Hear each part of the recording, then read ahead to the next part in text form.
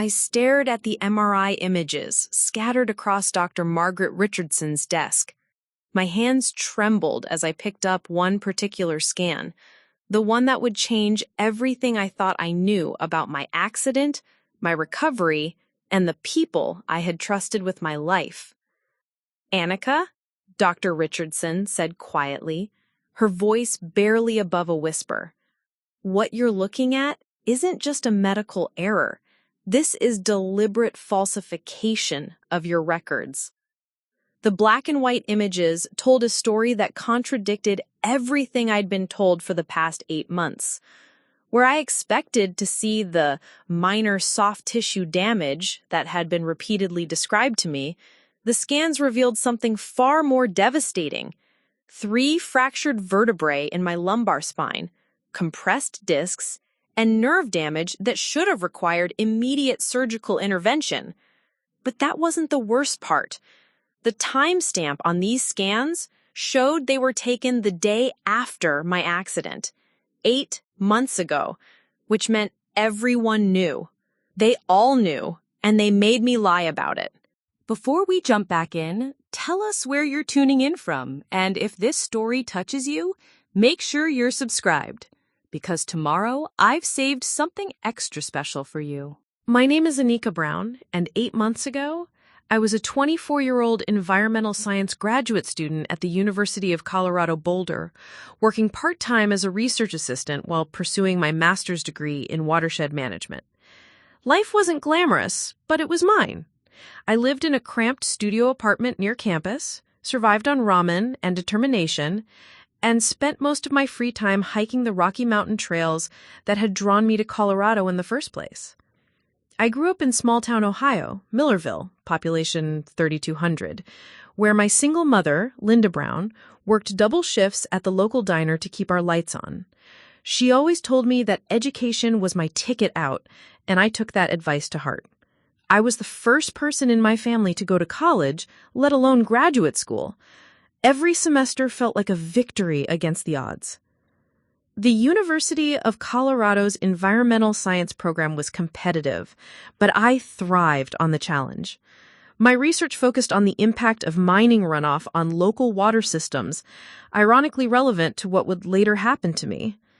I worked under Dr. James Mitchell, a respected professor who had taken me under his wing during my undergraduate years. The research position came with a small stipend and, more importantly, health insurance through the university. That insurance was provided by Pinnacle Health Services, a mid-sized company that had recently won the contract to cover all university employees and students. They'd underbid the previous provider by nearly 30%, promising the same level of coverage at a fraction of the cost. At the time, it seemed too good to be true. It was. My daily routine was structured around my classes, research work, and weekend hiking trips. Colorado's wilderness had become my sanctuary, a place where the stress of graduate school melted away with each step up a mountain trail. I wasn't an extreme athlete by any means, but I was fit, careful, and experienced enough to handle most of the moderate trails around Boulder. The research lab where I worked was located in the basement of the Environmental Sciences Building, a 1960s concrete structure that the university had been promising to renovate for years. Our equipment was outdated but functional, and the small team of graduate students had formed a tight-knit community. We supported each other through comprehensive exams, thesis proposals, and the general anxiety that comes with trying to build a career in academia. My faculty advisor, Dr. Mitchell, was in his late 50s, with gray hair and wire-rimmed glasses that made him look like the quintessential professor. He was kind, but demanding, pushing his students to think critically and question everything. Science, he would often say, is about asking the right questions, not just finding convenient answers. The University of Colorado's relationship with Pinnacle Health Services had been smooth at first. Students and faculty seemed satisfied with the coverage, and the reduced premiums meant more money could be allocated to research and academic programs. Dr. Patricia Hendricks, the university's vice president of administration, had been particularly vocal about the success of the partnership during faculty meetings. I remember one afternoon in late February, about a month before my accident, when Dr. Hendricks visited our lab. She was making rounds to various departments, showcasing the benefits of the new health plan. She was an imposing woman, in her early 60s, with perfectly styled silver hair and a sharp business suit that screamed corporate efficiency. "The partnership with Pinnacle has exceeded all our expectations," she announced to our small group of graduate students. "Claims processing is faster, coverage is comprehensive, and we've managed to reduce healthcare costs across the board. It's a win-win situation for everyone involved." At the time, I had no reason to doubt her words. I'd only used my insurance for routine checkups and the occasional urgent care visit for minor injuries from hiking. The system seemed to work fine for simple medical needs. My apartment was a reflection of my graduate student lifestyle. Functional, but sparse. A futon that doubled as both couch and bed. A small desk covered in research papers and textbooks, and walls decorated with photographs from my hiking adventures. I had prints of sunrise over the Flatirons, wildflowers in Rocky Mountain National Park, and a particularly proud shot I'd taken of a mountain goat during a challenging hike up Mount Evans. The kitchen was barely large enough for one person, but I'd learned to make it work. Most of my meals were simple: pasta, salads, and whatever vegetables I could afford from the local farmer's market. I was saving every penny I could for my eventual PhD program, which would require even more financial sacrifice. My social life revolved around my fellow graduate students and the occasional phone call home to my mother. Linda worried constantly about me living so far from Ohio, especially with my weekend hiking habit. "Just be careful out there, honey," she'd say during our weekly Sunday calls. "Those mountains aren't like the hills back home." I had a small circle of close friends from the program. Sarah Chen was my lab partner and probably my closest friend in Colorado. She was pursuing her PhD in atmospheric chemistry and shared my love of outdoor adventures, though she preferred rock climbing to hiking. Marcus Williams was another graduate student in environmental science, focusing on forest ecology.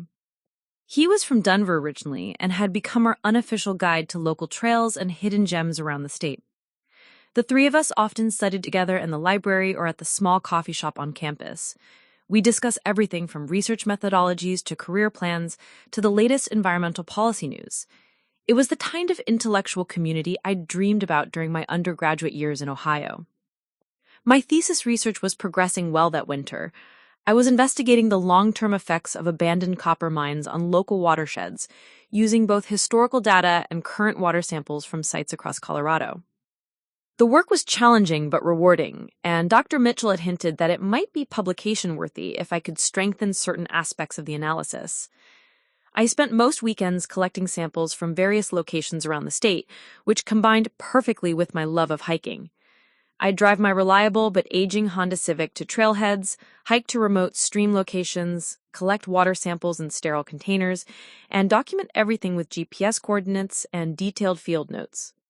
The work gave me a deep appreciation for Colorado's natural beauty and a growing concern about the environmental legacy of the state's mining history. Many of the sites I visited showed clear signs of contamination: orange-stained rocks, sparse vegetation, and water that tested positive for various heavy metals.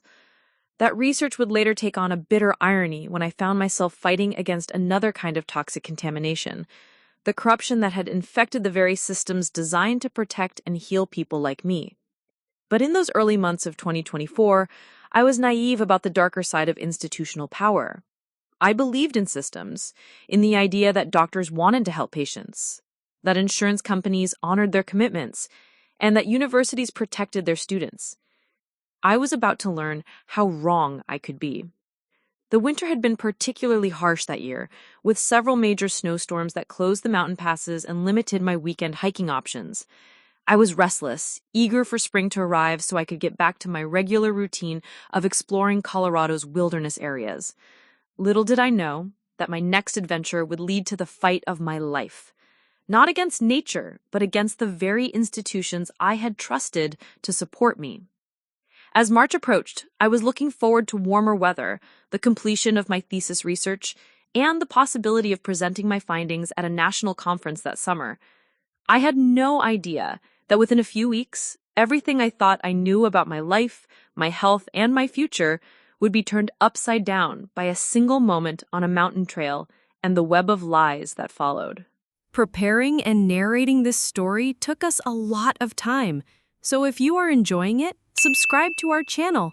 It means a lot to us. Now, back to the story. March 15th started like any other Saturday.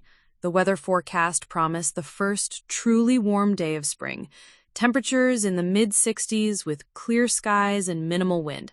Perfect conditions for my first serious hike, since the heavy snows of February had finally melted enough to make the higher elevation trails accessible again. I'd been planning this particular hike for weeks. Lost Creek Trail in the Jefferson Wilderness area, about an hour's drive southwest of Boulder.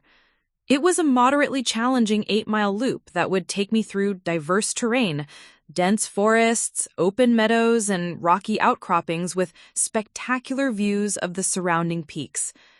More importantly for my research, it would give me access to several stream sites where I needed to collect water samples for my thesis project. Sarah had originally planned to join me, but she'd come down with a nasty cold on Thursday and was still feeling under the weather. Marcus was visiting his family in Denver for his younger sister's birthday party. So it would be a solo adventure, something I'd done dozens of times before without incident. I loaded my day pack with the usual supplies: 3 liters of water, energy bars, a first aid kit, emergency shelter, headlamp, and the specialized equipment I needed for water sampling. My field notebook was tucked into a waterproof case along with my GPS unit and camera. I'd learned to be meticulous about documentation. Every sample needed precise location data and photographic evidence of site conditions. The drive to the trailhead was peaceful, with morning light filtering through the pine trees lining the mountain roads. I passed only a few other vehicles, mostly local residents heading to town for weekend errands. The parking area at the trailhead was nearly empty, just my Honda and a pickup truck that looked like it belonged to serious backcountry hikers. I started the hike at 8:30 a.m., feeling energetic and optimistic. The trail began with a gentle ascent through dense lodgepole pine forest, where patches of snow still clung to the shadowed northern slopes. The air was crisp and clean, carrying the scent of pine needles and the faint fragrance of early wildflowers beginning to emerge from their winter dormancy. The first few miles passed without incident. I stopped at 2 stream crossings to collect water samples, carefully documenting the GPS coordinates and taking photographs of the surrounding area. Both sites showed signs of historical mining activity, old tailings piles and discolored rock formations that suggested heavy metal contamination. The water samples would later be analyzed in our university lab to quantify the exact levels of copper, lead, and other toxins. Around mile 4, the trail began a steeper ascent toward a ridge that would offer panoramic views of the surrounding wilderness.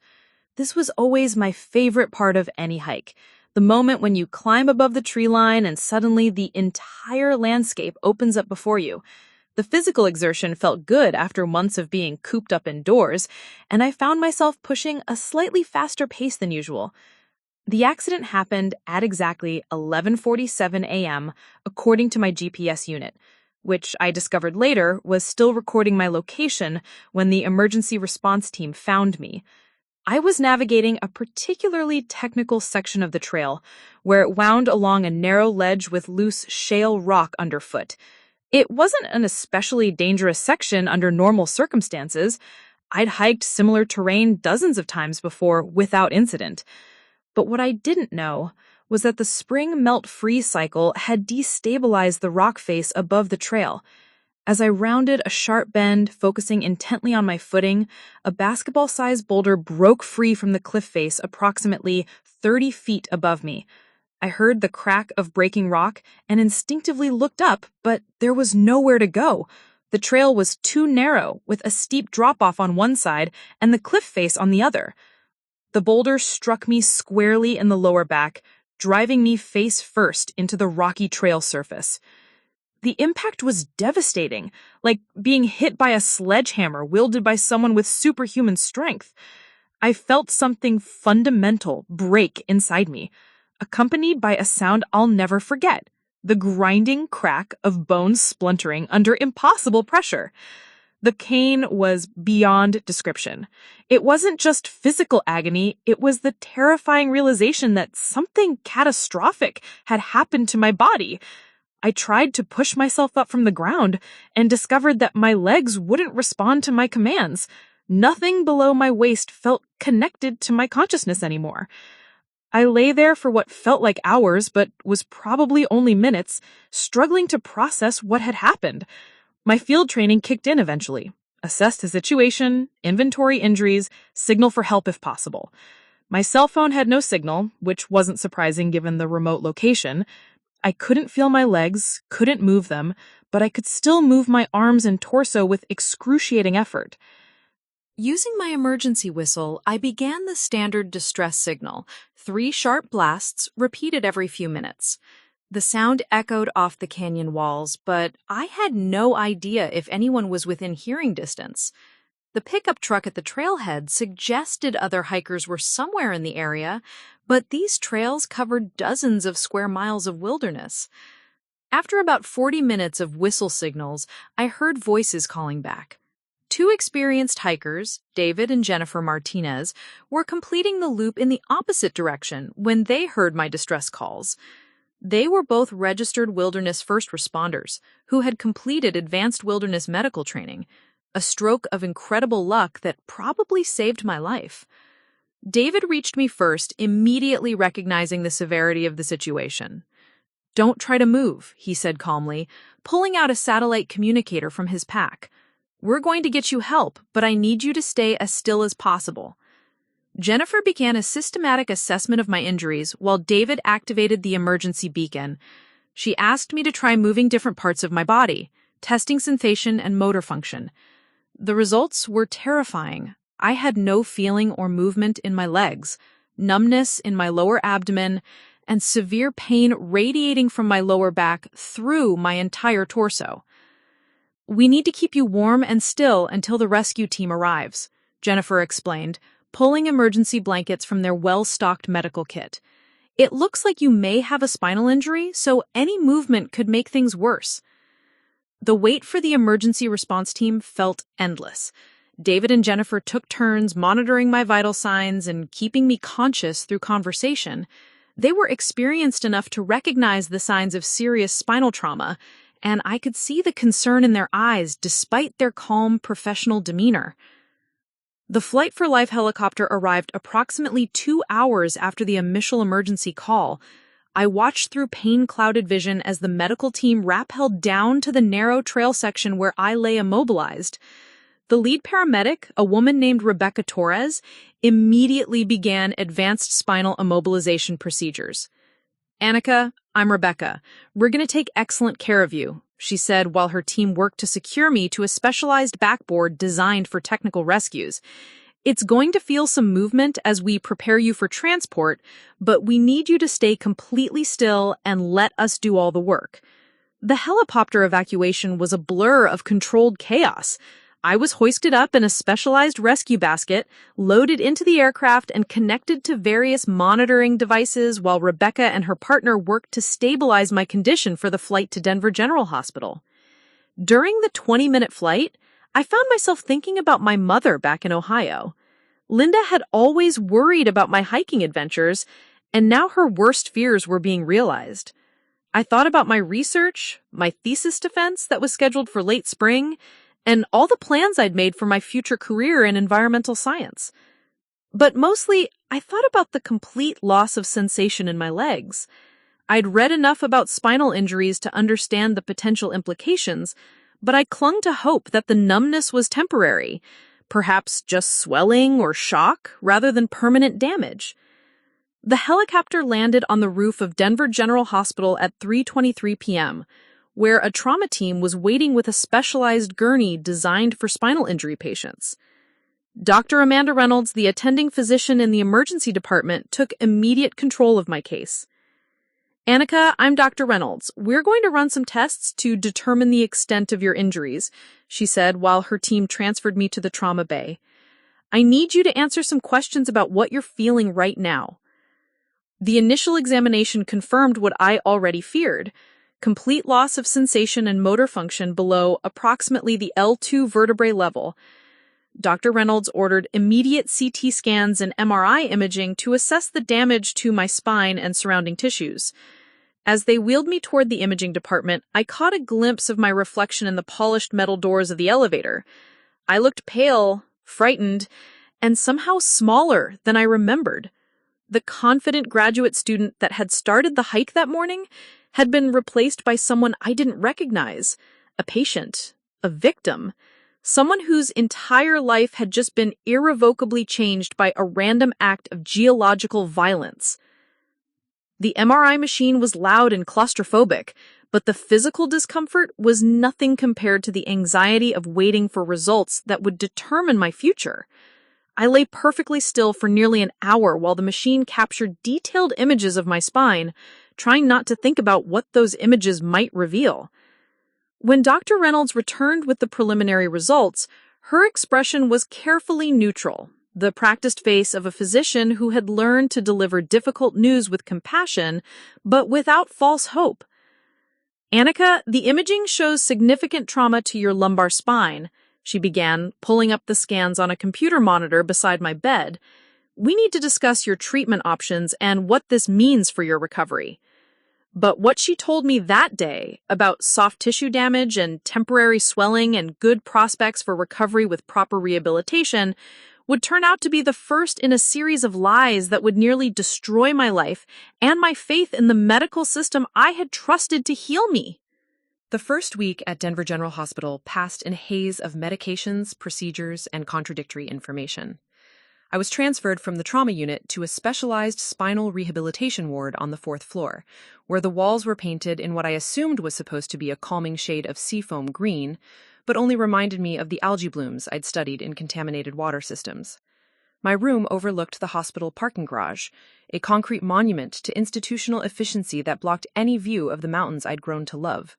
The irony wasn't lost on me that I could no longer see the wilderness that had been my sanctuary and had ultimately led to my current situation. Dr. Michael Thornton became my primary orthopedic surgeon, taking over my case from Dr. Reynolds after the initial emergency treatment. He was a man in his early 50s with prematurely gray hair and the kind of confident demeanor that medical schools apparently teach as a required course. During our first consultation, he sat beside my hospital bed with a tablet computer, scrolling through what he claimed were my test results. "The good news is that your injuries aren't as severe as we initially feared," he announced with the practiced smile of someone who delivered medical updates dozens of times per day. "The MRI shows some soft tissue swelling and minor compression in the lumbar region, but nothing that requires surgical intervention." I stared at him in disbelief. "But I can't feel my legs at all. I can't move them. How is that just soft tissue swelling?" Dr. Thornton's expression remained maddeningly calm. Spinal shock is a common phenomenon after traumatic injuries. The nervous system essentially shuts down to protect itself from further damage. With proper anti-inflammatory treatment and aggressive physical therapy, we expect to see significant improvement over the coming weeks. His explanation didn't align with my own research background or the medical textbooks I'd studied during my undergraduate biology courses. Spinal shock typically lasted hours or days, not the week that had already passed since my accident. But I was in no position to argue with a board-certified orthopedic surgeon. The physical therapy began immediately, despite my complete lack of sensation below my waist. Teresa Valdez, a cheerful therapist with boundless energy, arrived each morning at 7 a.m. sharp to put me through a series of exercises that felt both pointless and humiliating. "We need to maintain muscle tone and prevent atrophy while your nervous system heals," Teresa explained, manually moving my unresponsive legs through range of motion exercises. "Even though you can't feel it now, this work is crucial for your recovery."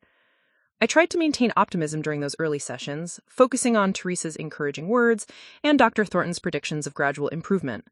But each day brought the same results.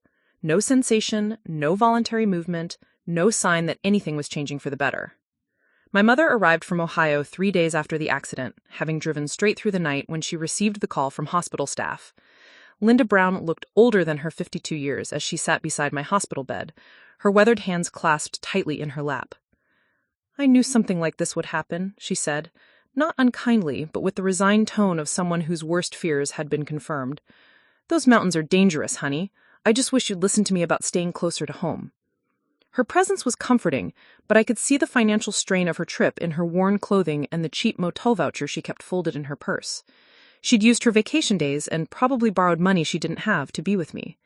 The guilt of that realization added another layer to my growing anxiety about the future. Sarah and Marcus visited daily, bringing updates from the university and attempting to maintain normal conversations about our research projects and mutual friends. But there was an awkwardness in their interactions with me now, a careful avoidance of any discussion about hiking, physical activities, or long-term career plans. "Dr. Mitchell sends his regards," Sarah said during one visit, sitting carefully in the uncomfortable hospital chair.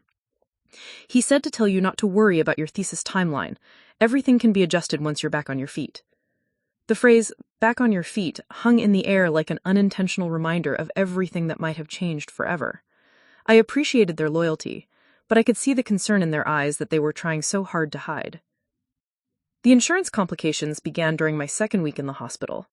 Janet Morrison, a Pinnacle Health Services case manager, arrived for our first meeting carrying a thick folder of paperwork and wearing the kind of professional smile that immediately put me on guard. "Anika, I'm here to help coordinate your care and ensure you're receiving appropriate treatment," she announced, settling into the bedside chair with practiced efficiency.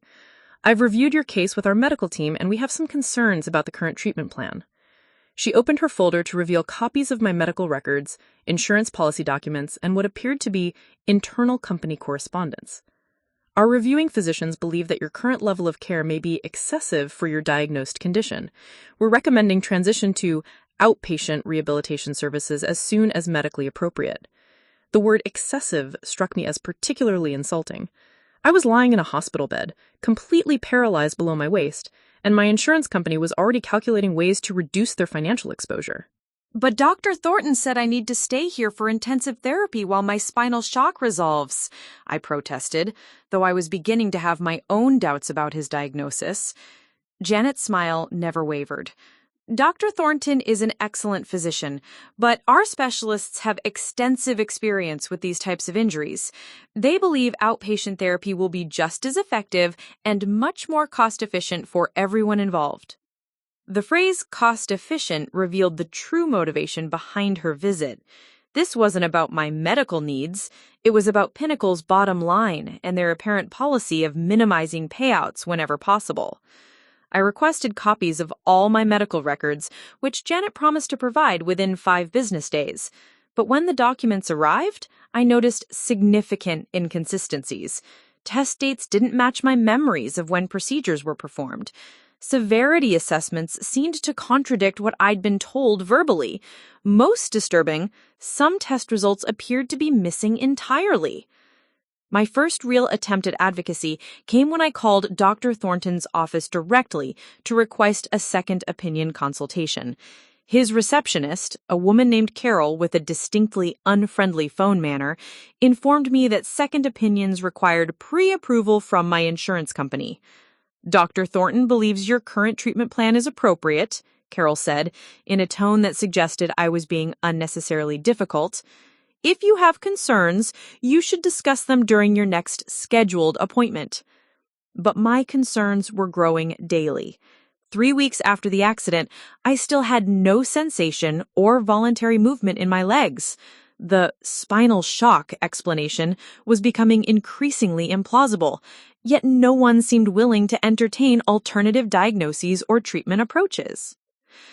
I began conducting my own research using the hospital's patient internet access, diving deep into medical literature about spinal cord injuries.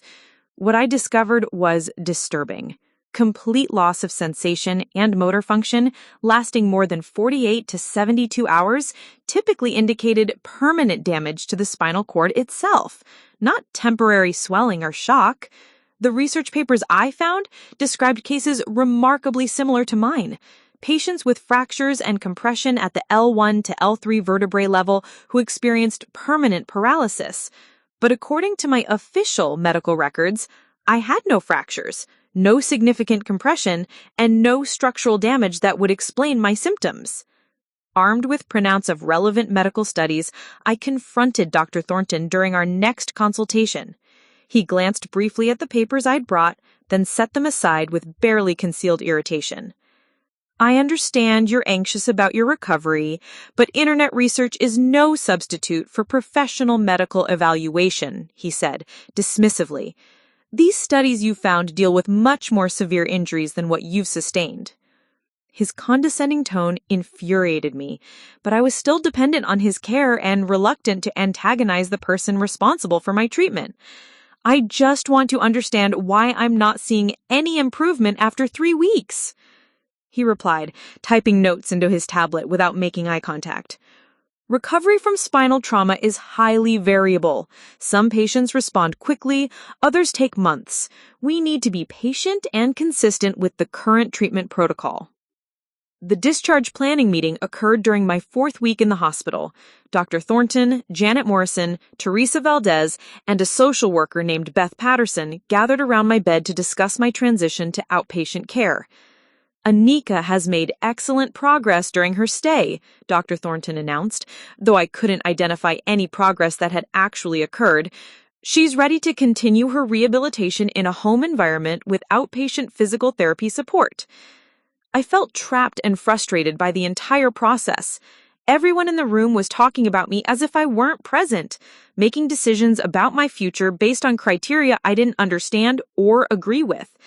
But I lacked the knowledge, resources, or energy to mount an effective challenge to the recommendations. The discharge planning process revealed additional obstacles I hadn't anticipated. My studio apartment was completely inaccessible for someone using a wheelchair. The bathroom door was too narrow, the kitchen counters were too high, and the building had 3 steps at the entrance with no ramp access. Beth Patterson provided me with a list of affordable, accessible housing options, most of which were located in distant suburbs with no public transportation access. The monthly rent for even the most basic accessible unit exceeded my entire graduate student stipend. My mother couldn't afford to stay in Colorado indefinitely, and I couldn't return to Ohio without abandoning my graduate program and research. I was caught between impossible choices, all while dealing with a medical condition that no one seemed willing to properly diagnose or treat. The night before my discharge, I lay awake staring at the ceiling tiles and trying to process everything that had happened over the past month. My life had been completely disrupted, my future thrown into uncertainty, and I was no closer to understanding the true nature of my injuries than I had been immediately after the accident. But somewhere in that sleepless night, I made a decision that would change everything. I was going to fight back. I was going to find out the truth about my medical condition, even if it meant challenging every doctor, insurance company, and institution that was trying to control my story. I just had no idea how deep the deception really went, or how far some people would go to keep their secrets buried. My new reality began in a cramped, accessible apartment complex called Riverside Manor, located in a rundown section of Aurora, about 45 minutes from the university campus. The name was laughably optimistic. The only water nearby was a concrete drainage canal that occasionally carried suburban runoff toward the South Platte River. The apartment itself was a study in institutional minimalism. Beige walls, industrial carpeting, and the kind of furniture that prioritized function over comfort. Everything was designed for wheelchair accessibility, lower countertops, wider doorways, roll-in shower, but the overall effect was more institutional than homey. It felt like living in a medical facility that happened to have a kitchenette. My mother stayed for an additional week to help me settle in before returning to Ohio. I could see the worry in her eyes as she prepared to leave me alone in this sterile environment, thousands of miles from home, and struggling with a medical condition that still made no sense to any of us. "Promise me you'll call if you need anything," she said on her last morning, sitting on the edge of my hospital bed that had been delivered the previous day. "I don't care about the long-distance charges. I need to know you're okay." After she left, I experienced my first real taste of isolation. The apartment complex was filled primarily with elderly residents and people with various disabilities, but everyone kept to themselves. I could hear the constant hum of medical equipment through thin walls, the shuffle of walkers on linoleum floors, and the occasional emergency siren as ambulances arrived to transport residents to various medical appointments. The outpatient physical therapy sessions took place at a clinic called Rocky Mountain Rehabilitation, housed in a strip mall between a discount tire shop and a check-cashing business. The facility was clean, but clearly operating on a tight budget. Outdated equipment, fluorescent lighting, and motivational posters that looked like they'd been purchased from a medical supply catalog. My new therapist was Kevin Santos, a recent graduate from physical therapy school, who approached my case with enthusiasm that I found both refreshing and concerning. Unlike Teresa at the hospital, Kevin actually listened to my descriptions of my symptoms and seemed genuinely puzzled by the disconnect between my diagnosed condition and my actual physical state. "I've been reviewing your medical records," Kevin said during our third session, "and I'm having trouble understanding why you're showing no improvement after 5 weeks. Soft tissue injuries, even severe ones, typically respond to anti-inflammatory treatment and mobilization therapy." He was the first medical professional to acknowledge what I'd been experiencing, that my condition wasn't following the expected trajectory for my supposed diagnosis. "Have you considered requesting additional imaging studies?" he asked carefully. The suggestion sparked something inside me that had been building since my discharge from the hospital. I realized I had been passively accepting other people's interpretations of my condition instead of advocating for myself. That afternoon, I called Dr. Thornton's office and demanded an appointment to discuss additional testing. Carol, his perpetually unfriendly receptionist, informed me that Dr. Thornton's schedule was completely booked for the next 6 weeks. "But I can put you on the cancellation list," she offered in a tone that suggested she didn't expect any cancellations to materialize. Frustrated but not defeated, I decided to take matters into my own hands. I used my university library access to dive deep into medical databases, spending hours each day researching spinal cord injuries, insurance fraud, and patient advocacy strategies. My environmental science background had taught me how to conduct thorough research and analyze complex data, skills that proved surprisingly applicable to medical investigation. What I discovered was disturbing. There were documented cases of insurance companies pressuring physicians to minimize diagnoses in order to reduce claim payouts. I found research papers discussing the phenomenon of diagnosis downcoding, deliberately mischaracterizing serious conditions as minor injuries to avoid expensive treatments. More troubling, I discovered that Pinnacle Health Services had a history of problematic practices. A medical journal article from the previous year documented a pattern of denied claims and questionable medical reviews at several insurance companies, including Pinnacle. The article mentioned a class action lawsuit that had been settled out of court with sealed records. Armed with this information, I decided to request my complete medical records from Denver General Hospital. The process was more complicated than I expected. Multiple forms, notarization requirements, and a processing fee that strained my limited budget. But I was determined to see everything that had been documented about my case. The records arrived 3 weeks later in a thick manila envelope.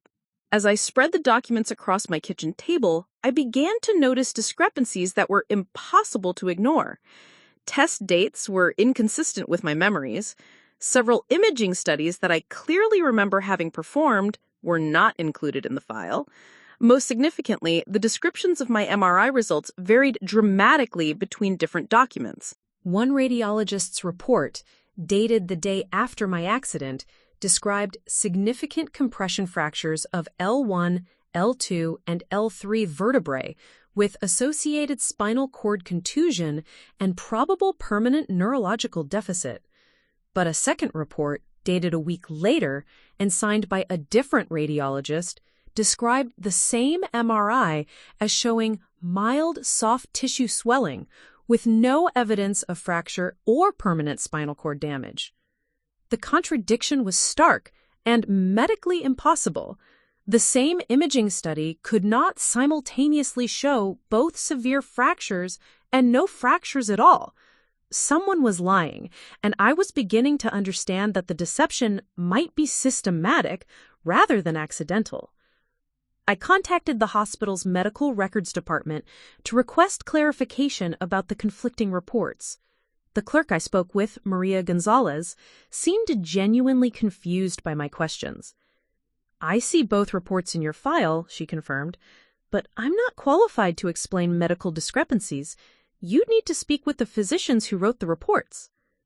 When I asked for contact information for both radiologists, Maria informed me that Dr. Stephen Walsh, who had written the initial report describing fractures, was no longer employed by Denver General Hospital. He had left abruptly in early April, just weeks after my accident, and the hospital had no forwarding information. The second radiologist, Dr. Patricia Hammond, was still on staff, but her assistant informed me that she couldn't discuss specific cases without a formal consultation appointment, which would require referral from my primary physician and insurance pre-approval. The bureaucratic runaround was clearly designed to discourage patients from asking inconvenient questions, but it only strengthened my resolve to uncover the truth. I decided to approach the problem from a different angle. I contacted David and Jennifer Martinez, the wilderness first responders who had found me after the accident. They were both experienced medical professionals who had conducted the initial assessment of my injuries, and I hoped they might provide independent documentation of what they had observed. David agreed to meet with me at a coffee shop near the hospital where he worked as an emergency room nurse. He brought a copy of the incident report he had filed with the County Search and Rescue Coordination Center, a document I didn't know existed. "I remember your case very clearly," he said, reviewing his handwritten notes from that day. "You had complete loss of sensation and motor function below approximately the L2 level, which strongly suggested significant spinal cord trauma. Jennifer and I both documented this in our initial assessment." He showed me his field notes, which included detailed observations about my neurological responses immediately after the accident. According to his documentation, I had shown classic signs of complete spinal cord injury, not the temporary spinal shock that Dr. Thornton had described. "I was actually surprised when I heard you were being discharged after only 4 weeks. Patients with your initial presentation typically require months of intensive rehabilitation, often including surgical intervention." His professional opinion contradicted everything I'd been told by my medical team. More importantly, it provided independent corroboration that my initial injuries had been severe enough to warrant much more aggressive treatment than I had received. I asked David if he would be willing to provide a written statement about his observations, and he agreed without hesitation. He said, "Patients have a right to accurate medical information.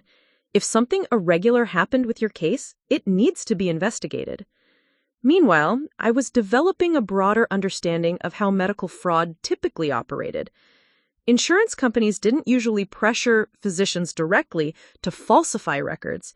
That would be too obviously illegal. Instead, they created financial incentives that rewarded doctors for minimizing diagnoses and penalized them for expensive treatments. I discovered that Pinnacle Health Services had negotiated contracts with several medical providers that included utilization bonuses, financial rewards for physicians who kept their treatment costs below certain thresholds. Doctors who consistently exceeded these cost targets could face contract termination or reduced reimbursement rates. The system created a perverse incentive structure where physicians were financially motivated to underdiagnose conditions and recommend less expensive treatments, regardless of what might be medically appropriate for individual patients. I also learned about the concept of managed care gatekeeping, where insurance companies employed their own medical staff to review and override decisions made by treating physicians. These insurance doctors rarely examined patients directly, but could effectively veto treatment recommendations based solely on chart reviews. In my case, it appeared that Pinnacle's medical reviewers had pressured Dr. Thornton to modify his initial diagnosis and treatment plan, possibly threatening to deny coverage for more expensive interventions like spinal surgery or long-term inpatient rehabilitation. The more I researched, the more I understood that my situation was not unique. There were thousands of patients across the country who had been victims of similar schemes. People with serious medical conditions who had been deliberately misdiagnosed to reduce insurance payouts. But understanding the problem was different than proving it had happened in my specific case. I needed concrete evidence that would demonstrate the deliberate falsification of my medical records. I needed access to the original imaging studies, not just the written reports that had been doctored after the fact. That's when I decided to take the biggest risk of my investigation so far. I was going to find a way to obtain my actual MRI scans, the digital images themselves, that would show the true extent of my spinal injuries and expose the lies that had been built around my case. I had no idea that this decision would put me in direct conflict with some of the most powerful institutions in Colorado's medical establishment, or that the people responsible for the cover-up would go to extraordinary lengths to protect their secrets. My attempt to obtain the original MRI images hit its first major roadblock when I discovered that Denver General Hospital's radiology department had upgraded their digital storage system just 2 months after my accident. According to the IT department, older imaging files had been archived to external storage during the transition, and retrieving them would require a formal legal request through the hospital's risk management department. The timing was suspiciously convenient. Why would a hospital upgrade their entire imaging system so soon after treating a patient whose case was now under scrutiny? The more I pressed for answers, the more bureaucratic obstacles appeared in my path. I contacted attorney Rebecca Chen, a medical malpractice lawyer whose name I'd found through the Colorado Bar Association's referral service. Her office was located in a gleaming downtown Denver skyscraper, and I felt intimidated as soon as I wheeled through the marble-floored lobby to the elevator bank. Rebecca was younger than I'd expected, probably in her early 30s, with sharp business attire and the kind of confidence that comes from winning difficult cases. She listened patiently as I explained my situation, occasionally taking notes on a legal pad. What you're describing sounds like a potential case of insurance fraud and medical malpractice, she said after I'd finished my presentation. But proving it will be extremely challenging. We'd be going up against a major hospital system and a large insurance company, both of which have substantial legal resources. She explained that medical malpractice cases typically required expert testimony from other physicians, extensive document discovery, and years of litigation. The cost could easily exceed $200,000 even before reaching trial. "Do you have that kind of money?" she asked directly. The question hit me like a physical blow. My entire net worth consisted of about $3,400 in student loans and savings, plus whatever remained of my monthly graduate stipend.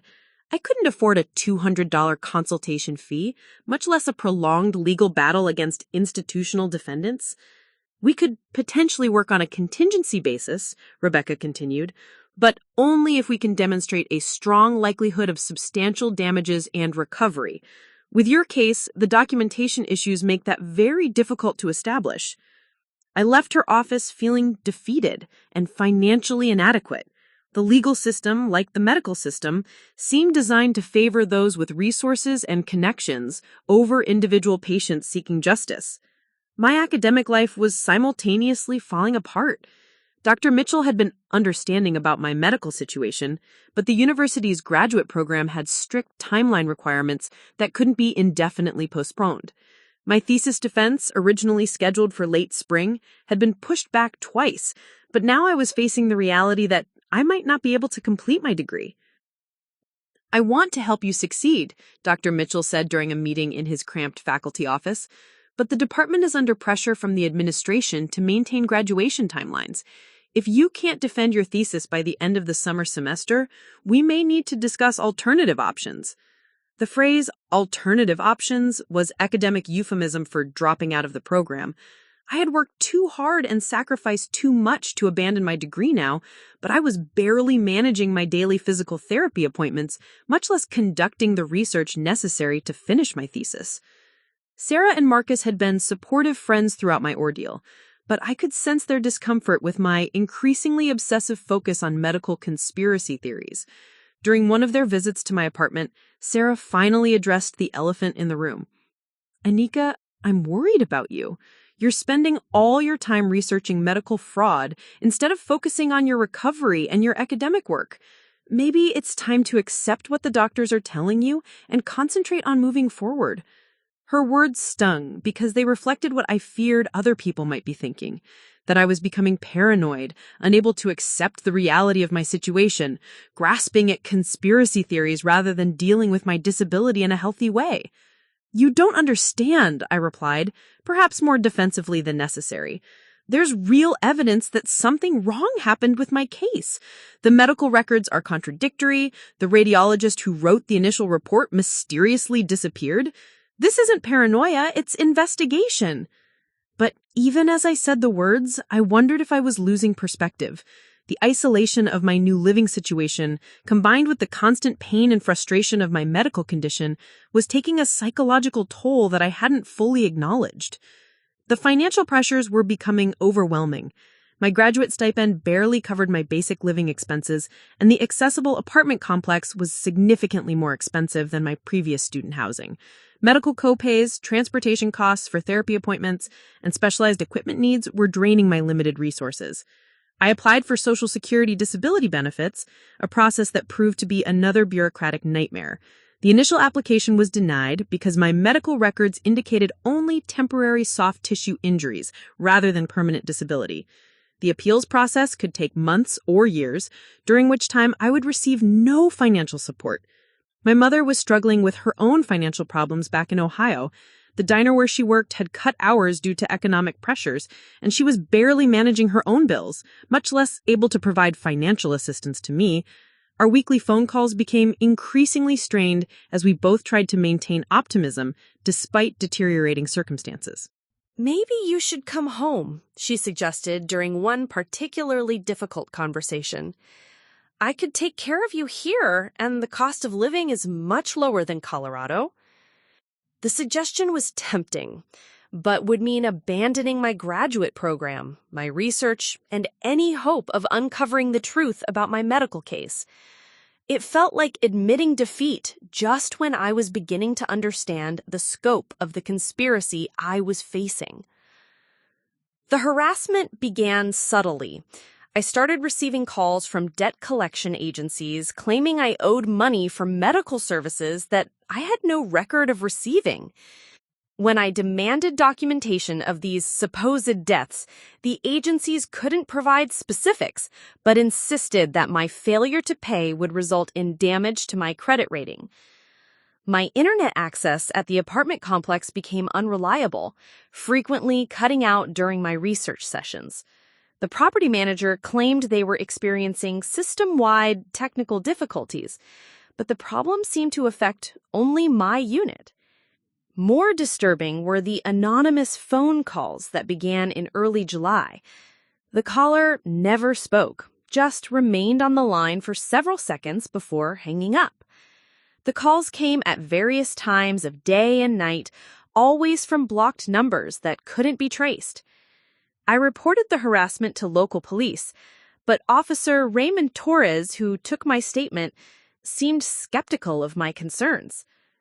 "Prank calls are unfortunately common," he said, barely looking up from his paperwork. "Unless there are specific threats, there's not much we can investigate." When I mentioned that the harassment might be related to my medical malpractice investigation, his expression became dismissive. "Ma'am, I'd suggest focusing on your health and recovery rather than pursuing conspiracy theories that are probably just coincidental." The phrase conspiracy theories was becoming a common refrain whenever I tried to explain my situation to authority figures. It was an effective way to dismiss my concerns without addressing the evidence I'd compiled. My physical condition was also deteriorating. The outpatient physical therapy sessions with Kevin Santos had been helpful for maintaining basic mobility, but Pinnacle Health Services suddenly terminated coverage for additional sessions, claiming that I had reached maximum medical improvement despite showing no actual improvement in neurological function. Kevin was frustrated by the insurance company's decision. He told me during what turned out to be our final session, "This makes no medical sense. You need continued rehabilitation services, but I can't treat you without insurance authorization or cash payment that I know you can't afford." The termination of physical therapy services felt like another deliberate obstacle designed to prevent my recovery and discourage my investigation. Without ongoing medical support, my physical condition would likely deteriorate, making it even more difficult to pursue legal action or complete my academic program. I decided to make one more attempt at obtaining my original MRI images through official channels. I submitted a formal records request to Denver General Hospital's Risk Management Department, citing my legal right to access my complete medical file under Colorado patient privacy laws. The response came 3 weeks later in the form of a certified letter from the hospital's legal department. Attorney David Castellanos informed me that my MRI images were no longer available due to technical storage limitations and that the written radiology reports in my file represented complete and accurate documentation of all imaging studies performed. The letter felt like a direct challenge. They were essentially telling me that the evidence I needed to prove my case had been deliberately destroyed, and there was nothing I could do about it. That night, alone in my sterile apartment, with the constant background hum of medical equipment from neighboring units, I reached what felt like my lowest point. I was running out of money, losing my academic career, facing an uncertain medical future, and being systematically blocked from accessing the evidence that could prove what had been done to me. For the first time since the accident, I seriously considered giving up. Maybe everyone was right. Maybe I should accept my situation, focus on adapting to my disability, and stop pursuing a truth that seemed increasingly beyond my reach. But as I sat there in the darkness, surrounded by the research files and medical documents that had consumed my life for the past 3 months, I realized that giving up would mean letting them win. It would mean that other patients would continue to be victimized by the same system that had betrayed me. I wasn't just fighting for my own justice anymore.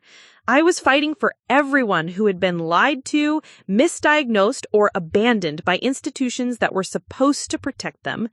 And that fight was far from over. The breakthrough came from an unexpected source. Dr. Elena Vasquez, a neurologist at University of Colorado Hospital, had been following my case through professional networks after Kevin Santos mentioned my situation during a medical ethics conference. Unlike the other physicians I'd encountered, Dr. Vasquez specialized in spinal cord injuries and had extensive experience with insurance fraud cases. She contacted me directly on a Tuesday morning in mid-August, her voice carrying both professional authority and genuine concern. "Miss Brown, I understand you've been having difficulties obtaining accurate medical information about your spinal injury. I'd like to offer you a pro bono consultation to review your case." Her call felt like a lifeline thrown to a drowning person. Dr. Vasquez explained that she had volunteered her time through a nonprofit organization called Medical Justice Colorado, which provided free consultations to patients who suspected medical malpractice or insurance fraud. "I want to be clear that I can't guarantee any specific outcome," she said, "but I can provide you with an independent medical evaluation and help you understand what really happened during your treatment." We scheduled an appointment for the following week at her clinic in Aurora, not far from my apartment complex. For the first time in months, I felt a spark of hope that someone with actual medical expertise might finally listen to my concerns and provide honest answers. The night before my appointment, I received an unexpected visitor. Maria Gonzalez, the medical records clerk from Denver General Hospital, appeared at my door at nearly 9 p.m. looking nervous and constantly glancing over her shoulder. "I probably shouldn't be here," she said quietly, "but I've been thinking about our conversation regarding your medical records. There are things about your case that have been bothering me." She explained that she had worked in the medical records department for over 15 years and had never seen the kind of systematic record alterations that had occurred with my file. "Doctors sometimes make corrections or addendums to reports," she said, "but completely rewriting radiology findings is extremely unusual." Maria had brought something with her, a flash drive containing what she called backup files that the hospital's IT department had failed to delete during their system upgrade. "I made copies of certain records before they disappeared from our main system," she admitted. "I know it's against protocol, but something felt wrong about the whole situation." The files she showed me were devastating. The original radiology report from Dr. Stephen Walsh clearly documented severe compression fractures of 3 lumbar vertebrae, spinal cord contusion, and his professional opinion that I would likely face permanent paralysis. His initial treatment recommendations included immediate surgical stabilization and months of intensive rehabilitation. More damaging were the internal emails between hospital administrators and Pinnacle Health Services representatives discussing strategies to minimize liability exposure and reduce treatment costs associated with my case. The correspondence revealed that Dr. Patricia Hammond had been specifically instructed to revise her radiology interpretation to support a less expensive treatment protocol. One email from Janet Morrison, my Pinnacle case manager, was particularly explicit. "Patient show signs of becoming litigious. Recommend expedited discharge with minimal documentation of permanent disability. Suggest soft tissue diagnosis to avoid long-term coverage obligations." The documentary evidence Maria had risked her job to preserve proved everything I had suspected. My medical records had been deliberately falsified, my diagnosis had been downgraded for financial reasons, and multiple parties had conspired to cover up the true extent of my injuries. "Why are you showing me this?" I asked, still processing the magnitude of what she had revealed. Maria's expression was pained. "I have a daughter about your age. If this happened to her, I'd want someone to do the right thing. These people destroyed your life to save money on insurance claims. That's not the kind of healthcare system I want to be part of." She gave me copies of all the files, but warned me to be extremely careful about how I use them. "If they find out I took these records, I'll lose my job and probably face criminal charges. But if you can expose what they did, maybe it will prevent them from doing it to other patients." Armed with this concrete evidence, my appointment with Dr. Vasquez took on new significance. When I arrived at her clinic the next morning, she conducted the most thorough neurological examination I had experienced since my accident. Unlike previous physicians, she took detailed measurements of sensation levels, tested reflexes with precision instruments, and carefully documented every aspect of my physical condition. "Based on your current neurological presentation," Dr. Vasquez said, after completing her evaluation, "you are clearly dealing with complete spinal cord injury at approximately the L2 level. This is not temporary trauma or soft tissue damage.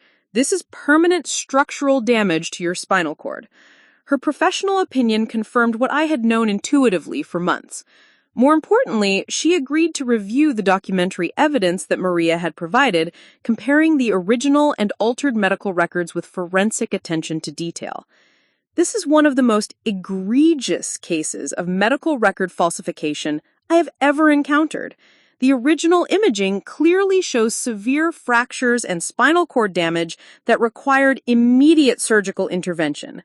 The altered records are not just inaccurate, they're medically impossible. She explained that the delay in proper treatment had likely worsened my condition significantly. Prompt surgical stabilization within 24 to 48 hours of my accident might have preserved some neurological function and prevented additional spinal cord damage. By withholding appropriate treatment and lying about your diagnosis, they didn't just commit insurance fraud, Dr. Vasquez said grimly.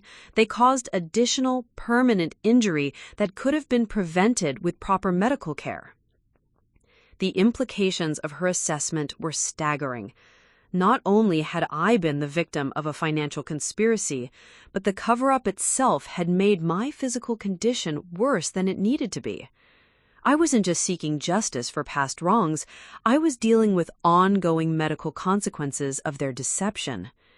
Dr. Vasquez agreed to serve as an expert witness in any legal proceedings and helped me understand the next steps I needed to take. You now have medical evidence, documentary proof, and expert testimony. This changes everything about your legal position.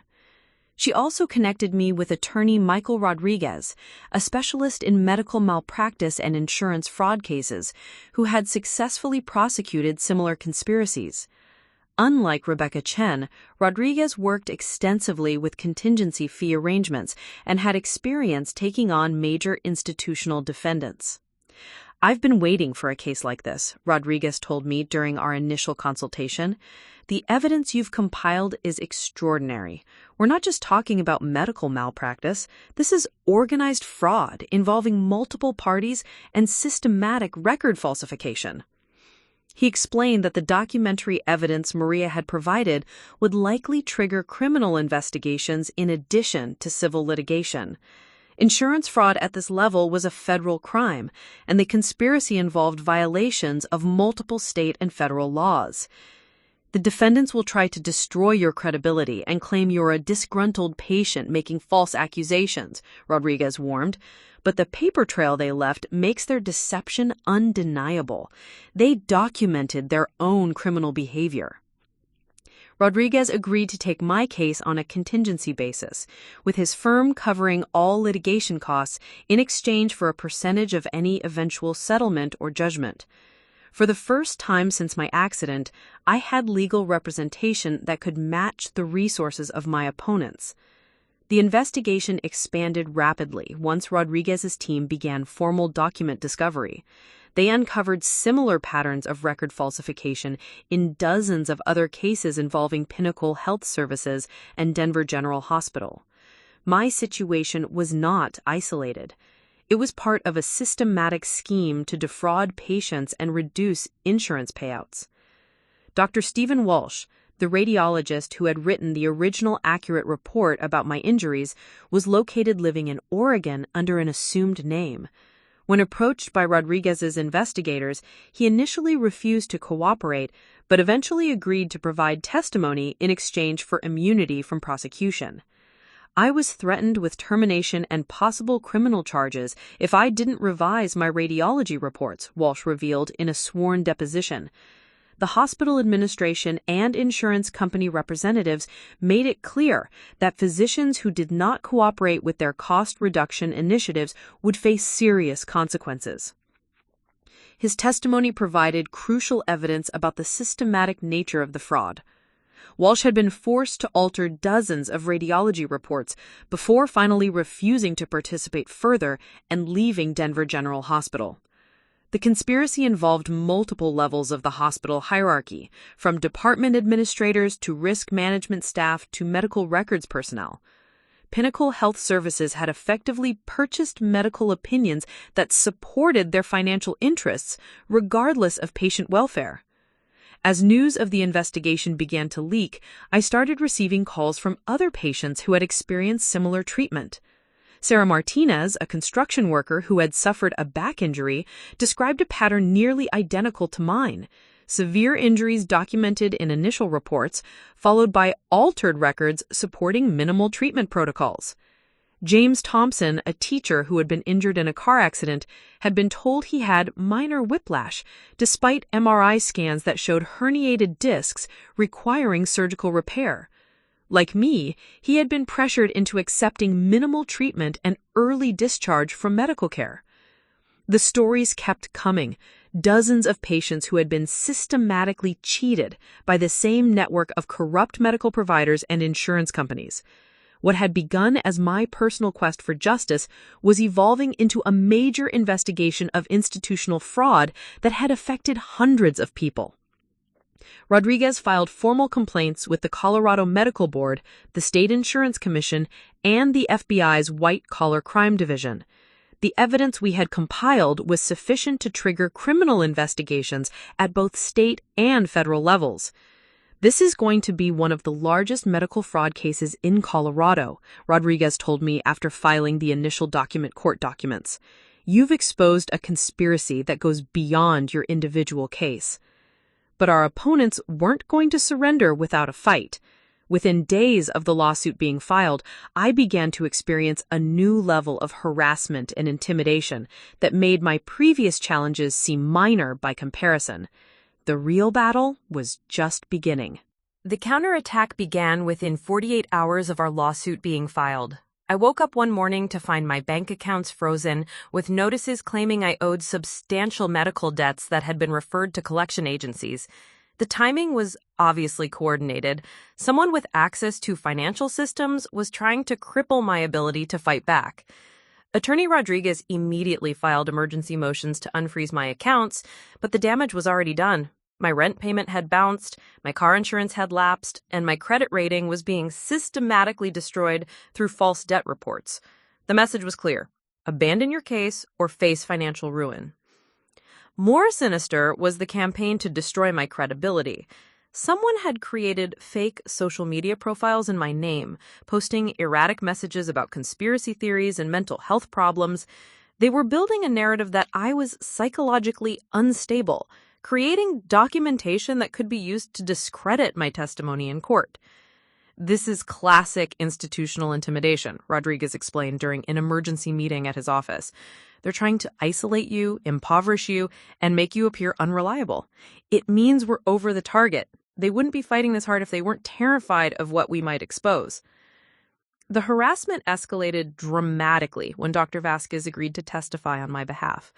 Her clinic began receiving anonymous complaints to the medical board, alleging unprofessional conduct and questioning her psychiatric competency. Someone was trying to destroy the career of the one physician who had been willing to tell the truth about my case. I've dealt with institutional pressure before, Dr. Vasquez assured me, but this is extraordinary. They're using every resource at their disposal to silence anyone who supports your case. The most frightening incident occurred on a Tuesday evening in late September. I was returning from a physical therapy appointment, self-paid now that my insurance had been mysteriously canceled, when I noticed a dark sedan following me through residential streets. When I stopped at a traffic light, the driver pulled alongside my specially modified Honda and rolled down his window. The man was middle-aged, with cold eyes and an expensive suit. He didn't introduce himself, but his message was unmistakable. Smart people know when to quit pursuing lost causes. You're not as protected as you think you are. The implied threat was clear enough that I immediately called Rodriguez and filed a police report. Detective Lisa Park took my statement seriously, especially given the high-profile nature of my ongoing lawsuit, but warned me that proving harassment by unnamed individuals would be extremely difficult. We'll increase patrol frequency in your area, Detective Park promised, but I'd recommend considering additional security measures. People who engage in this level of intimidation sometimes escalate to more direct threats. Rodriguez arranged for a private security consultant to assess my apartment and daily routines. The consultant, a former FBI agent named Robert Chen, was grimly professional as he explained the vulnerabilities I faced. You're dealing with people who have significant resources and connections, Chen said bluntly. They've already demonstrated willingness to commit federal crimes to protect their interests. We need to assume they're capable of escalating further. He installed security cameras, improved door locks, and gave me emergency communication devices. But his most important advice was psychological. Don't let them isolate you. Stay connected with your support network and keep documenting everything. Isolation and fear are their primary weapons. The legal battle itself was progressing through complex pretrial procedures. Rodriguez's team had filed multiple lawsuits: civil fraud against Pinnacle Health Services, medical malpractice against Denver General Hospital, and individual actions against the physicians who had falsified my records. The defendants were fighting every motion with armies of expensive attorneys. Dr. Patricia Hammond, the radiologist who had rewritten my MRI reports, became a central figure in the case when Rodriguez's investigators discovered she had been systematically altering records for over 3 years. Her cooperation with the insurance fraud scheme had been rewarded with consulting contracts and research grants totaling more than $800,000. Hammond wasn't just following orders, Rodriguez explained after reviewing her financial records. She was a full partner in the fraud, profiting directly from falsifying patient records. Her testimony will be crucial, but she's fighting our subpoena with everything she's got. The breakthrough in Hammond's case when investigators discovered she had been skimming money from research grants funded by falsified insurance claims. The additional criminal exposure finally convinced her to negotiate a plea agreement in exchange for truthful testimony about the broader conspiracy. Her deposition was devastating for the defendants. Under oath, Hammond detailed how Pinnacle Health Services had systematically recruited physicians to participate in their fraud scheme. Doctors who cooperated received financial bonuses, research funding, and favorable treatment in contract negotiations. Those who refused were excluded from the insurance network, effectively destroying their practices. It started small, Hammond testified, just recommending less expensive treatments when medically appropriate. But over time, the pressure increased to minimize diagnoses regardless of patient welfare. Eventually, I was being asked to falsify records to support predetermined treatment protocols. She specifically described my case and the pressure she had received to contradict Dr. Walsh's initial radiology findings. The original MRI clearly showed severe structural damage requiring immediate surgical intervention, but Pinnacle's medical directors demanded that I revise my interpretation to support conservative treatment only. Her testimony provided the missing link between the documentary evidence and the systematic nature of the fraud. Hammond had participated in altering records for dozens of patients, always following directives from Pinnacle's utilization review department. The defense attorneys tried desperately to discredit Hammond's testimony, arguing that she was lying to reduce her own criminal exposure. But the paper trail of emails, financial records, and altered medical documents made her account undeniable. Meanwhile, the federal investigation was uncovering even broader implications of the fraud scheme. FBI agent Sarah Martinez, no relation to the construction worker who had contacted me earlier, briefed Rodriguez on their findings during a meeting that I was allowed to attend as the primary whistleblower. What you discovered has led us to a multi-state conspiracy involving several insurance companies and dozens of medical providers, Agent Martinez explained. We've identified over 500 cases where medical records were systematically falsified to reduce insurance payouts. The financial scope was staggering. The scheme had defrauded patients and government healthcare programs of an estimated $47 million over 5 years. But the human cost was even more devastating. Hundreds of patients had received inadequate treatment, suffered preventable complications, or been denied necessary medical care based on falsified diagnoses. My case was being used as the primary example in federal criminal charges against Pinnacle Health Services executives and their co-conspirators at various medical facilities. The evidence we had compiled was supporting prosecutions in 3 states and triggering investigations in several others. But the most profound transformation was happening within me. The young graduate student who had been intimidated by medical authority and institutional power was becoming someone entirely different. I was learning to navigate complex legal systems, speak confidently to federal investigators, and advocate not just for myself, but for hundreds of other victims. The process was exhausting and often frightening, but it was also empowering in ways I hadn't expected. Every successful motion in court, every new piece of evidence uncovered, every additional victim who came forward strengthened my resolve and my belief that individuals could challenge corrupt institutions. Dr. Vasquez had been helping me understand the permanent nature of my physical injuries and develop strategies for living with paralysis. But she also helped me recognize that my research skills, attention to detail, and refusal to accept easy answers had made me an effective investigator and advocate. You've uncovered one of the largest medical fraud conspiracies in recent history, she told me during one of our regular consultations. That's not the work of a victim. That's the work of someone who refused to be silenced. The trial was scheduled to begin in early November, just 8 months after I had first suspected something was wrong with my medical treatment. As we prepared for what Rodriguez predicted would be a months-long legal battle, I reflected on how completely my life had changed since that morning on Lost Creek Trail. I was no longer the naive graduate student who had trusted institutions and accepted authority without question. I had become someone who understood how power operated, how corruption flourished in the absence of accountability, and how ordinary people could fight back against seemingly overwhelming odds. The physical challenges of my disability remained unchanged. I would never walk again, would always require specialized medical care, and would face daily limitations that most people never had to consider. But I had discovered strengths I hadn't known I possessed, and found purpose in fighting for justice that transcended my personal situation. As the final preparations for trial began, I knew that regardless of the ultimate outcome, I had already achieved something important. I had refused to let them bury the truth, had exposed a system of corruption that was harming vulnerable people, and had found my voice as an advocate for others who couldn't fight for themselves.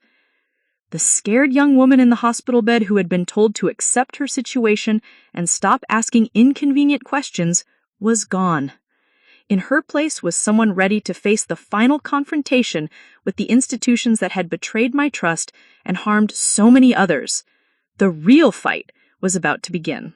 The trial lasted 14 weeks, from November through February, becoming one of the most closely watched medical fraud cases in Colorado history.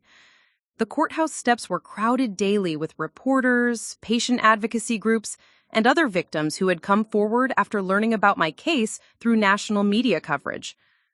Judge Catherine Morrison proved to be exactly the kind of jurist the case needed, experienced with complex fraud litigation, intolerant of legal games, and committed to ensuring that all evidence was presented fairly. When Pinnacle's attorneys attempted to exclude key documents through technical motions, Judge Morrison shut them down decisively. This court will not allow procedural maneuvers to prevent a jury from seeing relevant evidence, she declared during one particularly contentious hearing. The defendant's rights will be protected, but not at the expense of justice for the plaintiffs. The testimony phase began with Dr. Stephen Walsh, the radiologist who had fled to Oregon after being pressured to falsify my records. His appearance via video link was powerful.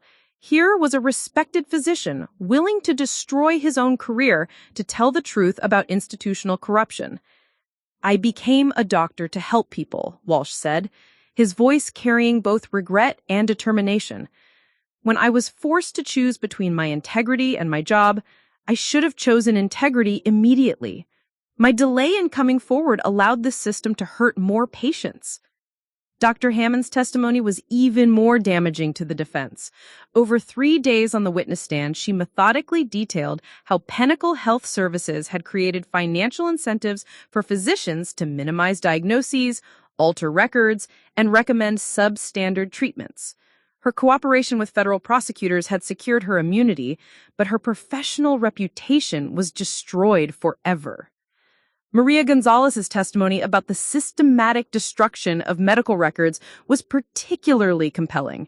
She had risked everything to preserve evidence of the conspiracy, and her detailed knowledge of the hospital's record-keeping systems made it impossible for the defense to claim the alterations were accidental.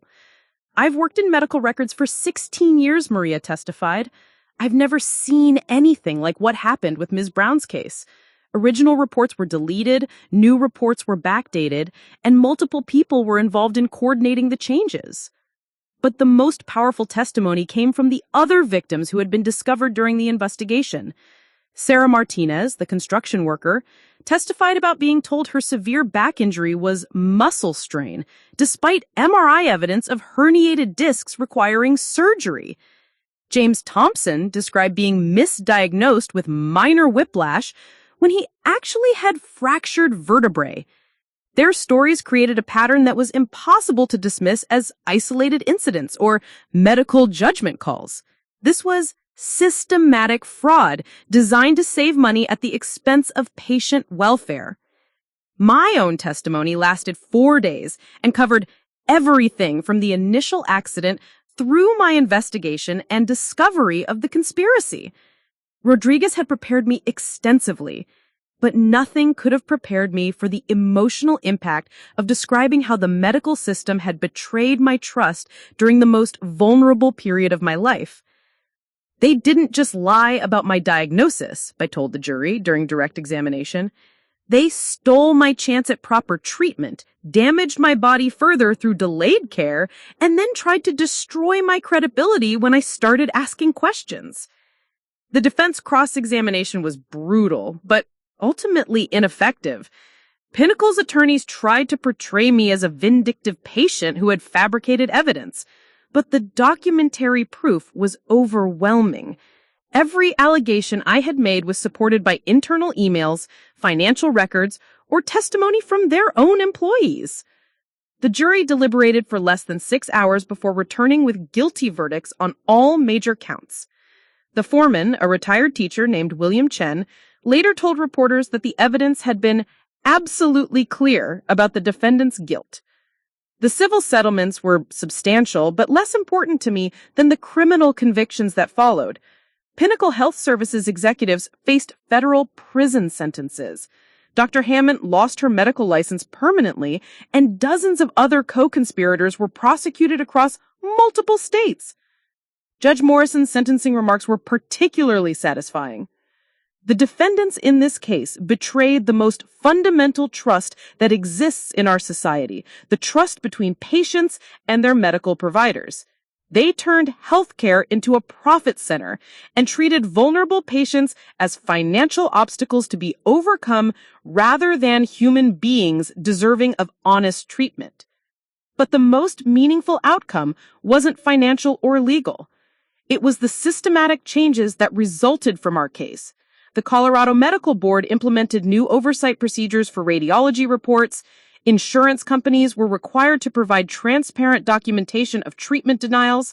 Hospital systems faced mandatory external audits of their medical records.